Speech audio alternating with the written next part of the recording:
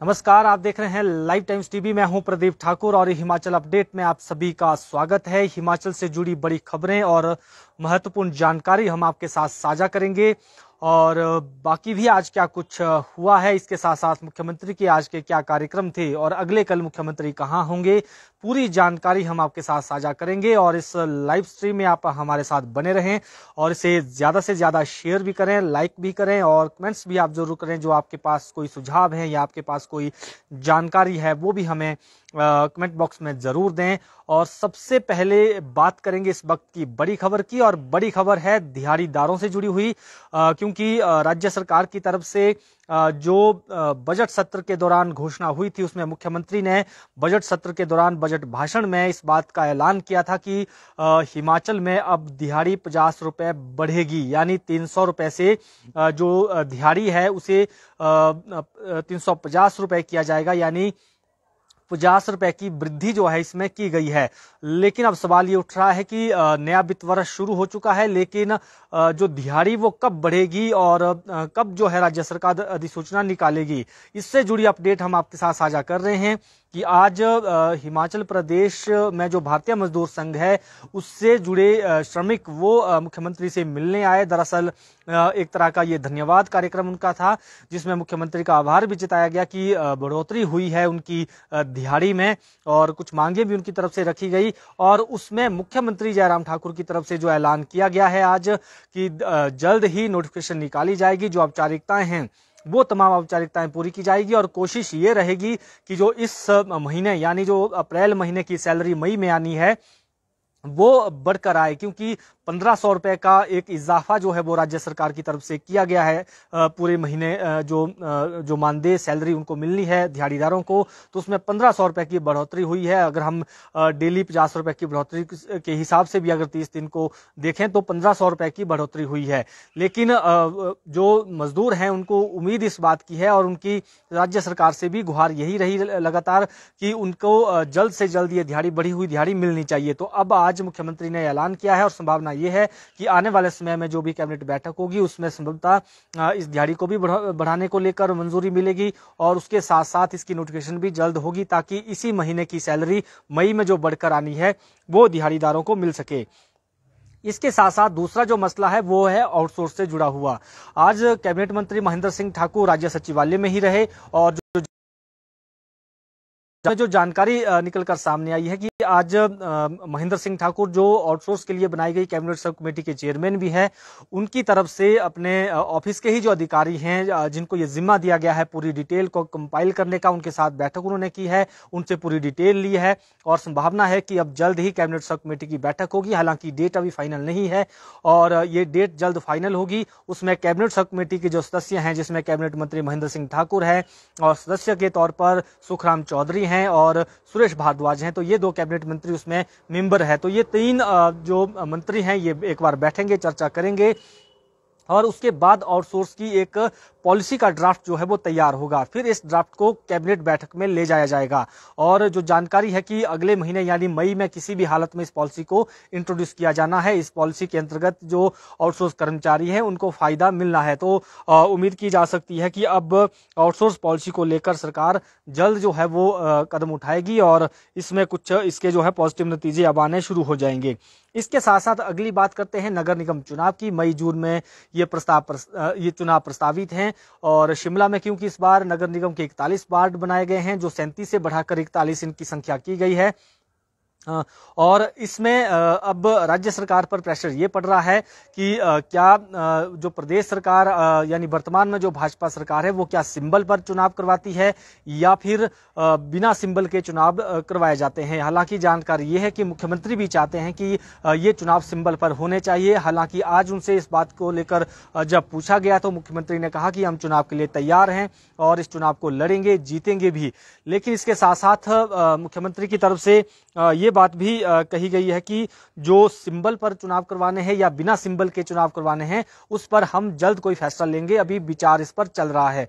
हालांकि इस पूरे मसले पर आम आदमी पार्टी भी आगे बढ़कर आई है और आम आदमी पार्टी का भी ये तर्क है कि हम चुनाव लड़ने को लेकर हम भी चुनाव लड़ने के लिए जो है नगर निगम के लिए तैयार हैं, लेकिन सरकार को चुनौती उन्होंने दी कि पार्टी चिन्ह पर चुनाव करवाए जाने चाहिए, तब हम हर वार्ड में चुनाव लड़ेंगे। ये एक चुनौती जो है आम आदमी पार्टी की तरफ से कहीं ना कहीं यहाँ दी गई है। अब देखना यह है कि राज्य सरकार यानी वर्तमान में जो भाजपा है वो इस चुनौती को किस तरह से स्वीकार करती है। हालांकि कांग्रेस पार्टी का कहना है कि चाहे सिंबल पर चुनाव लड़ाए जाएं या फिर बिना सिंबल के चुनाव हो, हम दोनों परिस्थितियों में चुनाव को लेकर तैयार हैं, क्योंकि एक तरह से विधानसभा चुनाव से पहले का ये एक तरह का सेमीफाइनल माना जाएगा इस नगर निगम चुनाव को, और उसमें किसके पक्ष में क्या माहौल है इसकी भी एक तरह से जानकारी जो है वो सामने आएगी। लेकिन देखना ये होगा कि क्या सिंबल पर ही चुनाव होते हैं या फिर जो पुराना एक ढर्रा रहा है यहाँ पर बिना सिंबल के चुनाव होते हैं और उसके बाद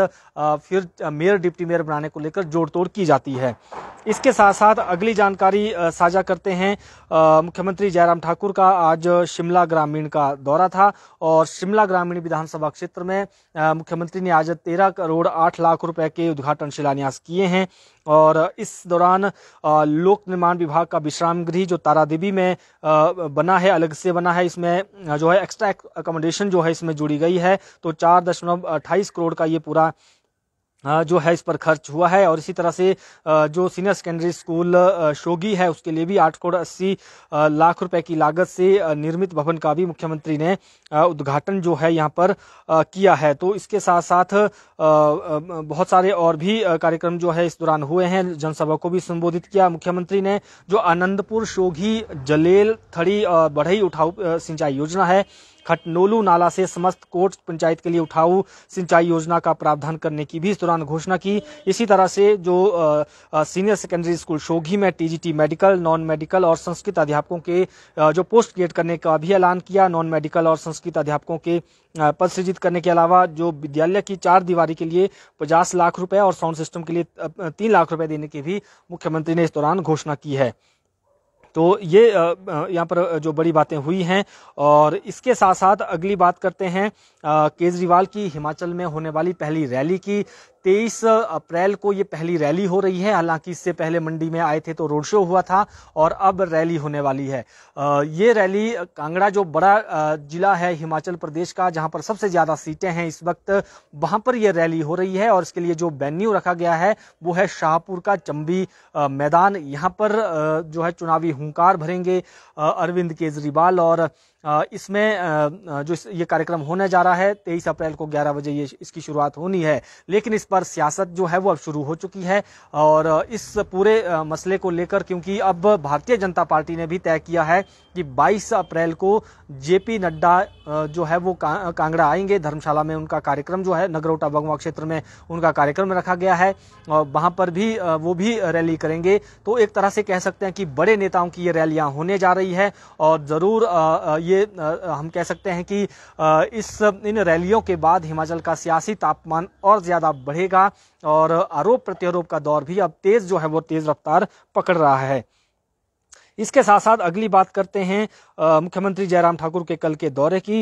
मुख्यमंत्री कल कांगड़ा में होंगे और कांगड़ा जिला का जो इंदौरा विधानसभा क्षेत्र है यहाँ पर बहुत सारे उद्घाटन शिलान्यास मुख्यमंत्री जयराम ठाकुर की तरफ से किए जाने हैं। तो मुख्यमंत्री का ये कार्यक्रम यहाँ होने वाला है और जेपी नड्डा के दौरे से पहले कांगड़ा जो है मुख्यमंत्री जा रहे हैं। इसके साथ साथ अब बात करते हैं मौसम की। और अगर बात करें तो मैदानी भागों में जिस तरह से गर्मी का प्रकोप इस वक्त है, तो अब पर्यटक जो हैं लोग वो पहाड़ों की ठंडी हवाओं में सुकून पाने के लिए लगातार पहुंच रहे हैं। और अगर बात करें तो 24 घंटों के भीतर ही 20,000 से ज्यादा वाहन राजधानी शिमला में प्रवेश किए हैं। और वीकेंड पर ज्यादा टूरिस्ट यहां पर रहा, ट्रैफिक जाम जैसी स्थिति उत्पन्न हो रही है। और कह सकते हैं कि इस बात का अंदाजा इसी से लगाया जा सकता है कि मैदानों में क्या हालात हैं। इसीलिए पहाड़ों का रुख यहाँ पर पर्यटक कर रहे हैं। लेकिन एक बड़ी जो परेशानी है और एक बड़ी दिक्कत जिससे हिमाचल अब जूझने लगा है वो है सूखे की, क्योंकि हिमाचल के कई क्षेत्रों में अभी तक सिंचाई योजनाएं नहीं है। ऐसे में सूखा जो है वो नकदी फसलों को प्रभावित कर रहा है। और अगर कुछ दिनों में बारिश नहीं हुई तो इससे नुकसान काफी ज्यादा किसानों का भी और उसके साथ साथ बागवानों का भी हो सकता है। हालांकि अभी तक सर्वे की शुरुआत नहीं हुई है कि कितना सूखा जो है हिमाचल प्रदेश में किस किस इलाके में सूखा है। लेकिन इतना जोर है कि फिर से रिपोर्ट्स जो हैं, शुरुआती रिपोर्ट्स कृषि विभाग से की तरफ से जरूर मांगी गई है।